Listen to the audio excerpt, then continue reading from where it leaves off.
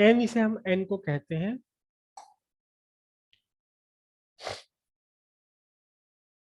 Number density of free electrons, number density of free electrons, या इसे हम एक और भी कहते हैं, इसका नाम क्या, number of free electrons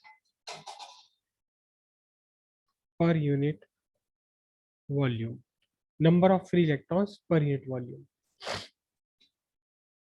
number density of free electrons या number of free electrons per unit volume. अब ये कांस्टेंट क्यों है, गिवन टेम्परेचर पर ये कांस्टेंट क्यों है, और टेम्परेचर के साथ ये कैसे बदल जाता है? एक्चुअली ये केमिस्ट्री है, केमिस्ट्री है एक्चुअली। तो ये आपका कंडक्टर है, ठीक है। इस कंडक्टर के अंदर फ्री इलेक्ट्रॉन्स है।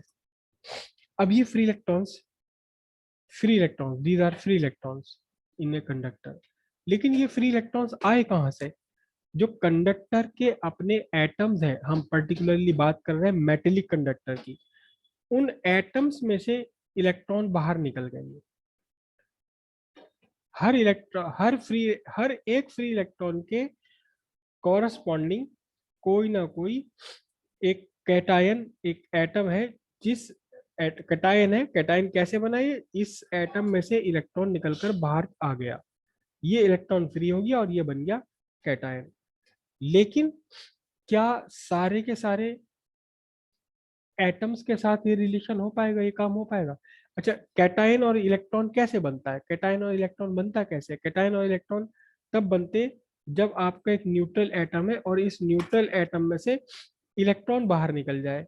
इलेक्ट्रॉन बाहर निकल जाए तो अब ये क्या छूट जाता है? पीछे जो बचता है वो एक कैटायन बचता है फ्री इलेक्ट्रॉन के साथ में। फ्री इलेक्ट्रॉन निकल गया, कैटायन अलग निकल गया इसमें से। और ये इलेक्ट्रॉन कब निकलता है? कब निकलता है? जब इस एटम को एनर्जी मिल जाए। कितनी मिल जाए? आयोनाइजेशन एनर्जी के इक्वल एनर्जी से मिल जाए, तब ये बाहर निकलता है।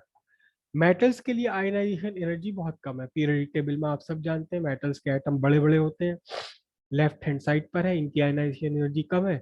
और इतनी कम है कि जो आपका नॉर्मल टेम्परेचर है, जो आपका नॉर्मल टेम्परेचर है, इस नॉर्मल टेम्परेचर पर भी थर्मल एजिटेशन से, थर्मल एजिटेशन थर्मल एजिटेशन से ही इनको आयनाइजेशन एनर्जी के बराबर की एनर्जी मिल जाती है। तो इलेक्ट्रॉन एटम को छोड़कर बाहर चला गया फ्री इलेक्ट्रॉन की फॉर्म में, पीछे बच गए पॉजिटिव आयंस, जिसे कर्नेल बोलते हैं।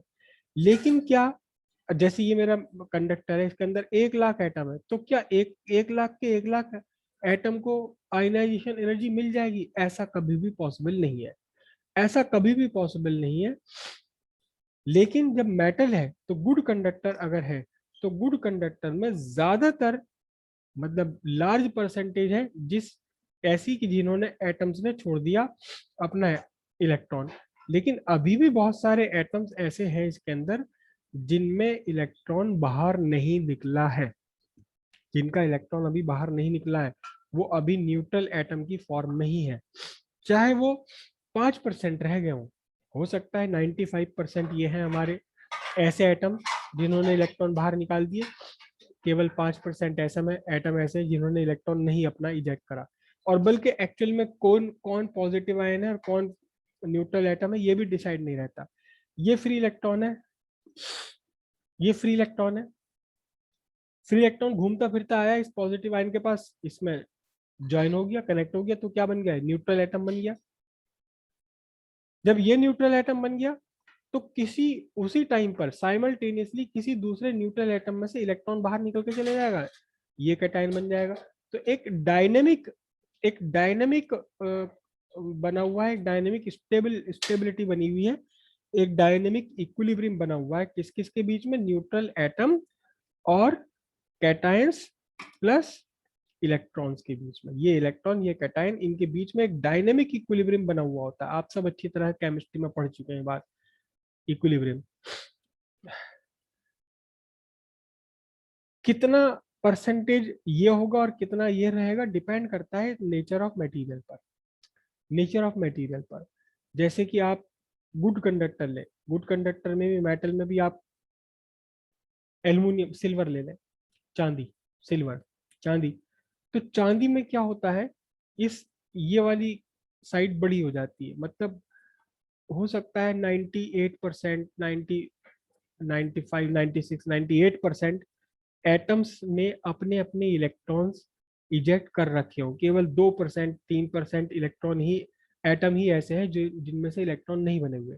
मतलब किसी भी, ऐसा नहीं कि ये वाला एटम अपने अंदर से इलेक्ट्रॉन नहीं निकालेगा, ये भी निकाल देगा। कभी कोई ये वाला इलेक्ट्रॉन जुड़ा एटम के साथ में न्यूट्रल हो गया, तो कहीं कोई दूसरा न्यूट्रल एटम में से इलेक्ट्रॉन बाहर निकल कर आ जाएगा। डायनेमिक इक्विलिब्रियम बना हुआ है। तो यहाँ एक डायनेमिक इक्विलिब्रियम बना हुआ है। डायनेमिक इक्विलिब्रियम बना हुआ है आयंस और न्यूट्रल एटम के बीच में। ये कभी भी 100% नहीं पहुंचता, कभी भी 100% नहीं होता। वो थोड़ा सा केमिस्ट्री में पढ़ लेना, उसको थोड़ा देख लेना, समझ आ जाएगी, आसान सी बात है।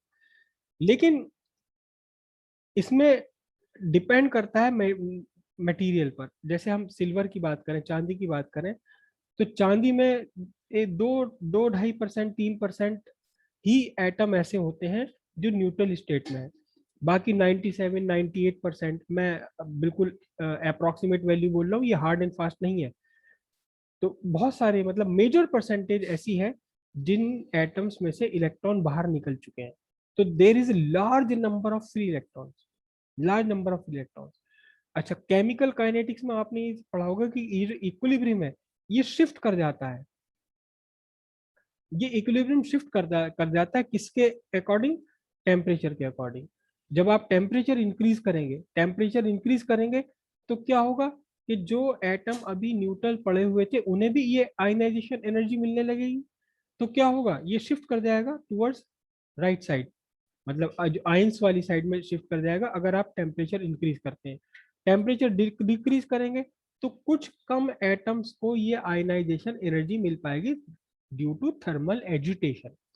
तो फिर क्या होगा, फिर ये इक्विलिब्रियम आपका शिफ्ट कर जाएगा किसमें? लेफ्ट साइड में शिफ्ट कर जाएगा, किसके? न्यूट्रल एटम की तरफ को। तो अगर आप टेम्परेचर बढ़ाते हैं तो number of free electrons increase होते चले जाएंगे। कितने इंक्रीज होंगे, ये फिर बात है कि मटेरियल पर डिपेंड करेगा, मटेरियल पर डिपेंड करेगा। अब आपका अगर, देखो बहुत ध्यान से समझना, बहुत ध्यान से समझना इस चीज को, क्योंकि आगे के टॉपिक में मुझे ये बात बतानी थी, वो मैं यही बता रहा हूँ आपको, वहां रिपीट नहीं करूंगा। अगर आपने सिल्वर ले लिया, कॉपर ले लिया, silver, copper, these are good conductors. तो गुड कंडक्टर में पहले ही आपका क्या है, पहले ही आपका 98% क्या है, 98% आयनाइज्ड स्टेट है।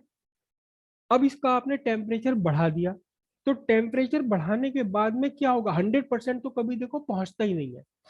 आपने टेम्परेचर बढ़ाया, ये 98% से बढ़कर 98.5% हो गया।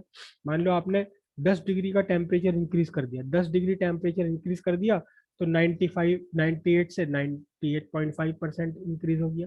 कितना इंक्रीज हुआ? जस्ट 0.5%, आधा परसेंट का इंक्रीज हुआ। लेकिन अगर आप यहाँ ले लें कोई दूसरा मटेरियल है, सपोज ये गैस है, गैस है ये, तो नॉर्मल टेम्परेचर पर तो गैस में आयनाइजेशन नहीं के बराबर है बिल्कुल। हमारे चारों तरफ जो गैस है, एयर है, ऑक्सीजन है, नाइट्रोजन है, इनमें आयनाइजेशन नहीं के बराबर है। होता है लेकिन बहुत कम होता है, नहीं के बराबर है। मतलब कितना? जस्ट आधा परसेंट। अगर हम गैस की बात करें, किसी गैस की, और गैस का टेम्परेचर बढ़ जाए तो पता चला आधा परसेंट से 2% होगी, तो कितना हो गया? 4 गुना हो गया एकदम से। समझ रहे हो बात को? जब गुड कंडक्टर है जहां ऑलरेडी फ्री इलेक्ट्रॉन ढेर सारे अवेलेबल है, इसका टेम्परेचर अगर आप बढ़ाते हैं तो बहुत कोई सिग्निफिकेंट इंक्रीज नहीं होता नंबर ऑफ फ्री इलेक्ट्रॉन्स में पर यूनिट वॉल्यूम में। नंबर ऑफ फ्री इलेक्ट्रॉन्स में कोई बहुत बड़ा चेंज नहीं हुआ। लेकिन अगर आपकी गैस है, एक गैस है, गैस का आयनाइजेशन, गैस है ये लिखी हुई, ऑक्सीजन, नाइट्रोजन, कोई भी गैस हो, अगर इसका टेम्परेचर लो है तो कितना आयनाइजेशन होगा? 0.01%, इतना कम। लेकिन इसका टेम्परेचर आपने 100 डिग्री सेल्सियस कर दिया तो पता चला 0.1% होने लगा। अब भी 100 गुना हो गया, अब भी पहले से तो 100 गुना हो गया। समझ रही बात। और अगर आपने किसी कंडक्टर का टेम्परेचर कांस्टेंट रखा हुआ है तो आप एक्स्ट्रा एनर्जी दे ही नहीं रहे। ये डायनेमिक इक्विलिब्रियम बना हुआ है, ये डायनेमिक इक्विलिब्रियम मेंटेन रहेगा जब तक कि आपका टेम्परेचर मेंटेन है। जब तक टेम्परेचर मेंटेन है तब तक number of free electrons per unit volume constant बने रहेंगे। और इसके साथ साथ इतना भी ध्यान रखो कि आपका जो ये इक्विलिब्रियम है राइट साइड को शिफ्ट हो जाएगा अगर आप टेम्परेचर इंक्रीज करते हो, क्योंकि ज्यादा आयंस को ज्यादा एटम्स को एनर्जी मिलने लगेगी, आयनाइजेशन बढ़ जाएगा। आप सब अच्छी तरह जानते हो, आयनाइजेशन चैप्टर में पढ़ा होगा आपने, टेम्परेचर के साथ साथ आयनाइजेशन बढ़ता चला जाता है। यस सर, पढ़ा। तो अगर टेम्परेचर आप बढ़ाएंगे तो नंबर ऑफ फ्री इलेक्ट्रॉन्स बढ़ जाएंगे, चाहे वो कोई सा भी कंडक्टर हो, चाहे वो सिल्वर है गुड कंडक्टर है या गैस है या सेमीकंडक्टर है। टेम्परेचर अगर आप बढ़ाएंगे तो आपका इक्विलिब्रियम राइट साइड में शिफ्ट होगा ये, और नंबर ऑफ फ्री इलेक्ट्रॉन्स बढ़ेंगे ही बढ़ेंगे। लेकिन कितने बढ़ेंगे, कितने गुना हो जाएंगे, कितने टाइम्स हो जाएंगे, ये डिपेंड करता है नेचर। अगर आपका गुड कंडक्टर है तो गुड कंडक्टर में तो लो टेम्परेचर पर भी ढेर सारे इलेक्ट्रॉन्स थे। यहाँ टेम्परेचर आपने बढ़ाया तो फ्री इलेक्ट्रॉन्स बढ़ने की गुंजाइश ही नहीं है। यहाँ तो पहले ही बहुत सारे फ्री इलेक्ट्रॉन्स, ज्यादातर एटम्स ने पहले ही आयनाइजेशन स्टेट अटेन कर रखी है। लेकिन गैस है तो गैस में तो लो टेम्परेचर पर बहुत कम आयनाइजेशन होता है, टेम्परेचर आपने बढ़ाया एकदम आयनाइजेशन बहुत बढ़ जाएगा। जैसे कि यहाँ आपका टेम्परेचर बढ़ा है, आयनाइजेशन 100 गुना हो गया। हालांकि 0.01 में, और 0.1% भी बहुत छोटी सी परसेंटेज है, लेकिन अपने पहले वाले से तो 100 गुनी हो गई है। और यही हाल सेमीकंडक्टर्स का है। सर हाँ, ये इतनी ज्यादा क्यों बढ़ गई गैस में, 100 गुनी होगी एकदम से ही? अब फिर वही बात है, वो गैसेस की केमिस्ट्री, केमिकल काइनेटिक्स में पढ़ी है ना आप, इसे केमिस्ट्री के इक्विलिब्रियम वाला जो स्टेट है आपका, वो जो केमिकल काइनेटिक्स है आपकी पूरी, उसमें पूरा लेसन इसी बात पर है ये, कि क्यों आयनाइजेशन बढ़ जाता है, कैसे बढ़ जाता है। जो आपके एक्वस सॉल्यूशन है, एक्वस सॉल्यूशन है, सोडियम क्लोराइड का एक्वस सॉल्यूशन है, सोडियम क्लोराइड का एक्वस सॉल्यूशन है NaCl। इसमें ये Na प्लस और Cl माइनस है ये। तो यहाँ भी जरा सा आप 10 डिग्री टेम्परेचर बढ़ा, दुगना हो जाता है आयनाइजेशन। आयनाइजेशन तो नहीं बोलते इसे, हम डिसोसिएशन बोलते हैं। या इसका भी नहीं, बल्कि मैं और भी इस बिल्कुल स्पेसिफिकली रखूं, NH4Cl। NH4Cl का आयनाइजेशन क्या होता है? NH4 आयनाइजेशन, ये है आयनाइजेशन असली, तो ये तो डिसोसिएशन है, ये है असली आयनाइजेशन। 10 डिग्री टेम्परेचर बढ़ा दो दुगना हो जाएगा एकदम से, 10 डिग्री और बढ़ा दो फिर दुगना हो जाएगा, यानी पहले से 4 गुना हो जाएगा इसका आयनाइजेशन। लेकिन ये क्यों होते हैं आयनाइजेशन, ये तो पूरा केमिकल काइनेटिक्स है। तो जैसे जैसे आप टेम्परेचर बढ़ाते जाओगे, टेम्परेचर बढ़ने के साथ साथ आयनाइजेशन तो बढ़ेगा ही बढ़ेगा, चाहे वो किसी भी तरह का मटेरियल हो। लेकिन जहाँ गुड कंडक्टर में बढ़ने की गुंजाइश ही नहीं है तो वहाँ बहुत कम बढ़ेगा। लेकिन गैसेज है, सेमीकंडक्टर है, या आपका इलेक्ट्रोलाइटिक सोल्यूशन है, एक्वा सोल्यूशन है, वहाँ आयनाइजेशन होने की बहुत ज्यादा गुंजाइश होती है। कम लो टेम्परेचर पर कम आयनाइजेशन होता है, टेम्परेचर बढ़ाएंगे तो आयनाइजेशन बढ़ जाएगा, आयनाइजेशन बढ़ेगा तो नंबर ऑफ चार्ज कैरियर्स बढ़ जाएंगे। हमें एक्चुअली करंट या करंट से जो हमारा मतलब होता है वो नंबर ऑफ चार्ज कैरियर्स है। यहाँ चार्ज कौन कैरियर कर रहा है? मेटेलिक कंडक्टर के अंदर चार्ज कैरी करते हैं फ्री इलेक्ट्रॉन्स। लेकिन अगर मेटेलिक कंडक्टर नहीं है, आपके पास कोई सोल्यूशन है, एक्वा सोल्यूशन है, तो चार्ज कौन कैरी करेगा? चार्ज कौन कैरी करेगा? फ्री इलेक्ट्रॉन्स तो यहाँ होते ही नहीं। यहाँ पॉजिटिव आयन और negative ion cations charge carry करेंगे। जितने ज्यादा पॉजिटिव निगेटिव आयन होंगे उतना ही बढ़िया कंडक्टर हो जाएगा ये सोल्यूशन आपका। और ये कितने जितने ज्यादा होंगे, ये किस बात पर डिपेंड करेगा? ये डिपेंड करेगा टेम्परेचर पर। टेम्परेचर बढ़ाओ राइट साइड में शिफ्ट हो जाएगी पूरी की पूरी इक्वेशन आपकी है, पूरा इक्विलिब्रियम। तो इसलिए ध्यान रखिएगा कि टेम्परेचर बढ़ाने पर number of free electrons increase होते हैं। लेकिन मेटेलिक कंडक्टर है तो इनका जो इंक्रीज है वो बहुत कम है, इनसिग्निफिकेंट है। लेकिन अगर यही कंडक्टर आपका मेटेलिक कंडक्टर ना हो करके एक्वस सॉल्यूशन ऑफ इलेक्ट्रोलाइट है, या आपका है गैसेस, या आपका है सेमीकंडक्टर, तो नंबर ऑफ फ्री इलेक्ट्रॉन्स बहुत तेजी के साथ बढ़ते हैं, बहुत कई कई गुना बढ़ जाते हैं। याद रहेगी बात। और जब तक आप टेम्परेचर मेंटेन रखे हुए तब तक आपकी इक्विलिब्रियम मेंटेन है, इक्विलिब्रियम मेंटेन है तो फिर charge carriers number of free electrons in metal, या फिर positive ion negative ion in in in electrolyte, या holes and free electrons in semiconductor, ये जब तक टेम्परेचर आपका कांस्टेंट है ये तब तक ये कांस्टेंट बने रहेंगे। बात क्लियर हो गई है? तो अब यहाँ हम इस फॉर्मूले में आते हैं। इस फॉर्मूले में ये number of free electrons constant है as far as the temperature is constant. और ये तो ओम ने पहले ही कह दिया था। ओम ने कहा कि मेरा लॉ तभी फॉलो होगा जब आप कंडक्टर का टेम्परेचर बढ़ने घटने ना दें। अब उन्हें उनसे सवाल करा किसी ने, भाई क्यों, टेम्परेचर से क्या फर्क? मुझे ये बात मुझे समझ नहीं आ रही कि टेम्परेचर से क्या क्यों हो जाता है चेंज। ये तो मुझे समझ नहीं आ रही थी, लेकिन करके देखो आप, मैंने करके देखा, आप करके देख लो, आपसे भी दूसरों ने करके देखा, हाँ जी वही बात है। लेकिन अब हम इसे एक्सप्लेन कर पाते हैं, अब हम समझ पाते हैं कि टेम्परेचर बढ़ने से टेम्परेचर घटने से क्यों ओम्स लॉ फॉलो नहीं हो पाएगा। जब टेम्परेचर आपने चेंज कर दिया इस कंडक्टर का तो number of free electron change हो गए। Number of free electron change हो गए तो ये वाली फिगर, ये पूरा रेशियो आपका कांस्टेंट रहेगा ही नहीं। इसलिए टेम्परेचर घटा दे बढ़ा दे, टेम्परेचर चेंज कर दे, ओम्स लॉ फॉलो नहीं होगा। क्लियर हुई बात? अब उसके बाद ये रह जाता है रिलैक्सेशन टाइम टी। ये भी टेम्परेचर डिपेंडेंट है, ये भी टेम्परेचर डिपेंडेंट है। रिलैक्सेशन टाइम तो एक्चुअली क्या है? रिलैक्सेशन टाइम तो है average time between two successive collision of electrons. अब वो जो कोलिजन है इलेक्ट्रॉन्स का वो एक दूसरे के साथ भी है, जो पॉजिटिव आयंस रखे हुए कर्नेल्स रखे हुए उनके साथ भी है।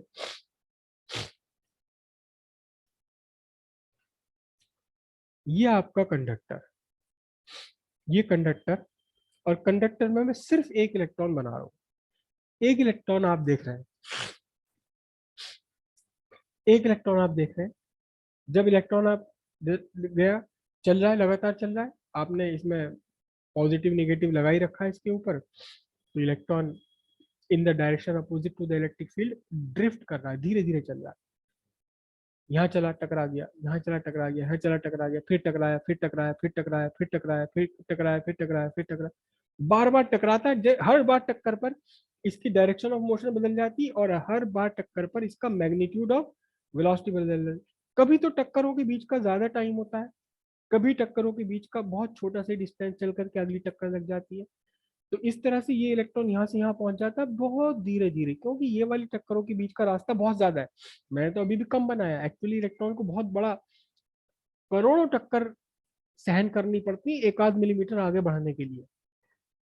1 मिलीमीटर आगे बढ़ने के लिए भी करोड़ों टक्करें सहन करनी पड़ती है इसके, तो ड्रिफ्ट वेलोसिटी बहुत कम हो जाती है।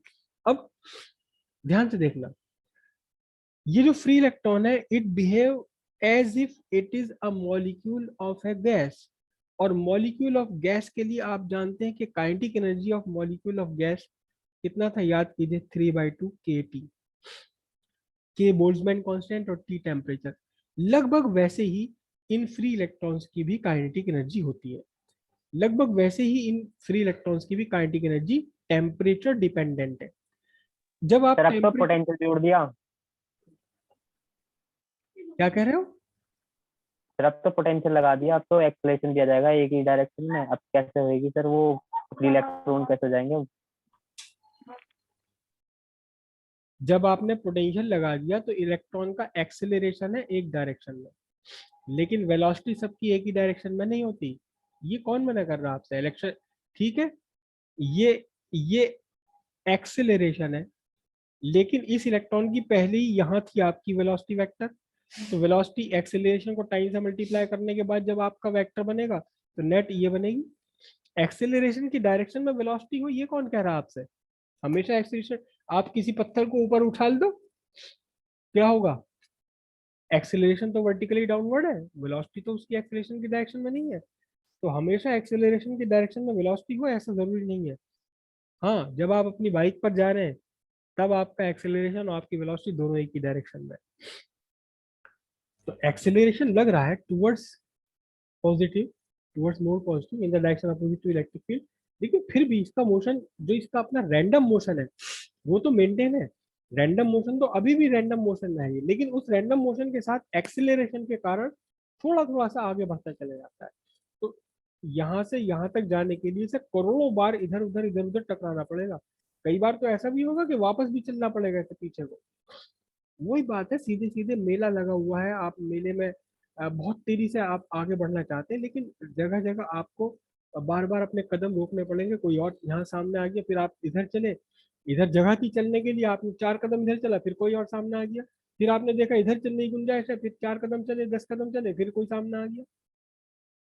तो आप एक एक बार मोशन बदलने से पहले स्पीड तो बहुत तेजी से चल रहे हैं, लेकिन कुल मिलाकर के क्या होगी, आपकी आगे बढ़ने की स्पीड बहुत कम होती, बहुत कम होती है। तो एनीवे, जैसे जैसे आप टेम्परेचर इंक्रीज करेंगे वैसे वैसे काइनेटिक एनर्जी ऑफ इलेक्ट्रॉन बढ़ती रहेगी, और जब काइनेटिक एनर्जी इलेक्ट्रॉन बढ़ेगी, इस वाले इलेक्ट्रॉन की बढ़ी, दूसरे इलेक्ट्रॉन की बढ़ी, तीसरे इलेक्ट्रॉन की बढ़ी, सारे इलेक्ट्रॉन की बढ़ गई, तो अब इनके बीच इनको टकराने के चांसेस ज्यादा होंगे। दूसरी बात एक और जो इससे भी बड़ा फैक्टर है, क्या, कि ये जो कर्नेल्स रखे हुए हैं, जो इसमें पॉजिटिव आयंस और न्यूट्रल एटम्स हैं, ये भी अपनी जगह फिक्स नहीं है। एक्चुअली फिक्स तो कुछ भी नहीं है इस पूरे यूनिवर्स में, रुका हुआ तो कुछ भी नहीं है, सब कुछ मोशन में है। तो ये जो कर्नेल्स है, ये एक्चुअली ये जो कर्नेल्स है, ये अपनी जगह फिक्स तो नहीं है, लेकिन वाइब्रेटरी मोशन में है, वाइब्रेटरी मोशन में है। ऐसे ऐसे मूव करते रहते हैं, अपनी जगह पर ही वाइब्रेट करते रहते हैं, फिक्स नहीं है कोई भी। फिक्स तो केवल तब होगा जब इसका पूरे का टेम्परेचर आप एब्सोल्यूट जीरो कर दो, तब सब कुछ फ्रीज हो जाएगा एकदम, काइनेटिक एनर्जी जीरो। लेकिन इनमें भी अपनी काइनेटिक एनर्जी, उस काइनेटिक एनर्जी से ही वाइब्रेट करते रहते हैं। अब वो जो काइनेटिक एनर्जी आपने टेम्परेचर बढ़ाया, काइनेटिक एनर्जी बढ़ गई, काइनेटिक एनर्जी बढ़ गई, तो अब इनका जो मोशन है, अब इनका जो मोशन है, वाइब्रेशन, वो लंबे एम्पलीट्यूड पर होगा। लो टेम्परेचर पर ऐसे वाइब्रेट कर रहे थे, हाई टेम्परेचर पर यहाँ यहाँ ऐसे लंबे लंबे झोटे लेंगे। झूला है, झूला है, आप झूले पे झूल रहे थे, छोटा सा भैया था आपका, छोटा भाई, बहुत छोटा भाई, उससे वो आपको झुला रहा था, लेकिन उस बेचारे में इतनी जान ही नहीं है कि आपको लंबे लंबे झोटे दे सके। फिर आपका दोस्त आ गया, अबे चल तू हट यहाँ से, और कराइयो भाई।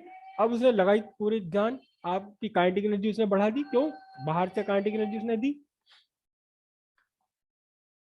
तो उस आपके दोस्त ने आपकी काइनेटिक एनर्जी बढ़ा दी, आपका वाइब्रेशन का एम्पलीट्यूड, मोशन का एम्पलीट्यूड बढ़ गया। तो जब टेम्परेचर आप बढ़ाते हैं, तो ये कर्नेल्स लार्जर एम्पलीट्यूड पर वाइब्रेट करते हैं। अब इनमें के बीच में से निकलना ज्यादा मुश्किल हो जाता है, इलेक्ट्रॉन्स को टकराने के चांसेस ज्यादा है। जब टकराएंगे बार बार, जब बार बार टकराएंगे, तो एक टक्कर से दूसरे टक्कर के बीच का एवरेज टाइम कम हो जाएगा। तो इसका मतलब ये जो टाउ है, it is inversely proportional to temperature. Temperature बढ़ाओगे, relaxation time, time between two successive collision decrease होता चला जाएगा। क्लियर हो गई इतनी बात ये। लेकिन जब तक आपने टाइम, अपना टेम्परेचर फिक्स रखा हुआ है, जब तक आपने टेम्परेचर फिक्स रखा हुआ है, तब तक इस फॉर्मूले के अंदर ये टाउ की वैल्यू, रिलैक्सेशन टाइम की वैल्यू भी क्या रहेगी, फिक्स ही बनी रहेगी। ये भी फिक्स है गिवन टेम्परेचर पर, ये भी फिक्स है गिवन टेम्परेचर पर। एल और ए फिक्स है जब तक कि आपने अपने अपने कंडक्टर का कोई डायमेंशन चेंज नहीं किया। अगर लेंथ चेंज नहीं की, area of cross section change नहीं किया, यानी कि आपका, आपने एक गिवन कंडक्टर लिया हुआ है जिसकी लेंथ फिक्स है, जिसका area of cross section, given conductor है जिसकी लेंथ फिक्स है, area of cross section fix है, तो ये भी आपके कांस्टेंट हो गए। गिवन टेम्परेचर पर, एक पर्टिकुलर टेम्परेचर पर एन और टो भी कांस्टेंट हो गए। मास ऑफ इलेक्ट्रॉन है ही कांस्टेंट, चार्ज ऑफ इलेक्ट्रॉन है ही कांस्टेंट, तो ये पूरी की पूरी रेशियो आपकी क्या बनी, ये पूरी की पूरी रेशियो आपकी एक कांस्टेंट हो गई। जब ये कांस्टेंट हो गई, तो इसका मतलब v by I equal constant है, तो आप कह सकते हैं v directly proportional to I, या v upon I equal R, और ये आपका ओम्स लॉ निकल कर आ गया। कहाँ से, कंसेप्ट ऑफ ड्रिफ्ट वेलोसिटी से। ये कांस्टेंट ये तब एक्चुअली यही फॉर्मूला है रेजिस्टेंस का फॉर्मूला, एक्चुअल में यही है रेजिस्टेंस का फॉर्मूला।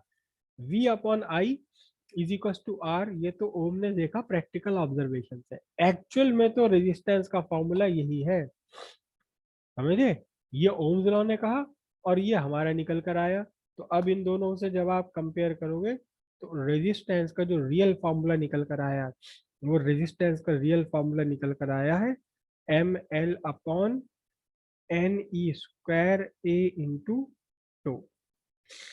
ये आपका रेजिस्टेंस का फॉर्मूला होगा। This is the numerical value of obstruction offered by a conductor in the path of electric current. यही है एक्चुअली फॉर्मूला, यही एक्चुअल फॉर्मूला है। और अब इसी फॉर्मूले से ये बात भी क्लियर हो जाएगी कि रेजिस्टेंस, क्यों रेजिस्टेंस क्रॉस सेक्शनल एरिया पर डिपेंड है, क्यों लेंथ पर डिपेंड है, ये रहा आ रहा है इसके अंदर। और क्यों डिपेंड है टेम्परेचर पर, वो हमने डिस्कस कर लिया। क्यों डिपेंडेंट है, नेचर ऑफ मटेरियल पर। ये सारी बातें हम कल डिस्कस करेंगे इसी फॉर्मूले से। इसी फॉर्मूले में से एक नया फॉर्मूला बनाएंगे, किसका, रेजिस्टेंस का।